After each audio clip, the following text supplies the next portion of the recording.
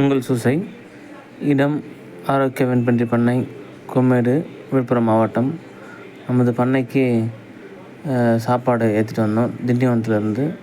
இது நமது சொந்த டாடா ஏசி. ஸோ வாழை இலை எடுத்துன்னு வந்தோம்.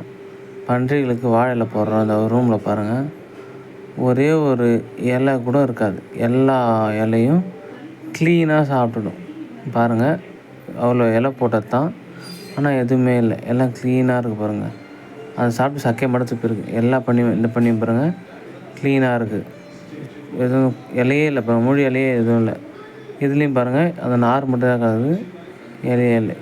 இவங்களும் க்ளீனாக சாப்பிட்ருக்காங்க. அதுதான் உங்களுக்கு காட்டுறேன் வீடியோவில். எல்லா இடமும் க்ளீனாக இருக்குது. எல்லா இலையும் இது ஆகலை. அந்த சென்டரில் இருக்கிற நார் மட்டும் தான் இருக்குது. இது மட்டும் கொஞ்சம் ஒரு இலை விட்டுருக்கு. இது க்ளீனாக சாப்பிட்டுருச்சு. இது ஃபுல்லாக க்ளீனாக சாப்பிட்ருக்கு பாருங்கள். இந்த ஒத்த குட்டி விற்பனைக்காக வச்சுருக்கேன்னு சொன்னேன், அந்த குட்டி இதுவும் க்ளீனாக சாப்பிட்டுச்சு. இவங்க எப்பவுமே க்ளீனாக சாப்பிட்றாங்க 2 பேரும்.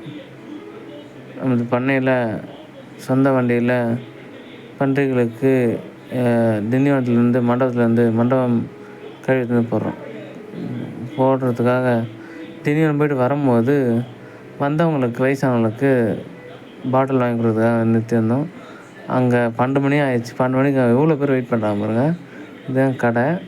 கடை பக்கத்தில் அவ்வளோ பேர் வெயிட் பண்ணுறாங்க. இது மதுபான கடை. கடைக்காக எவ்வளோ பேர் வெயிட் பண்ணுறாங்க பாருங்கள். இதுதான் நம்ம தமிழ்நாடு. நன்றி, வணக்கம்.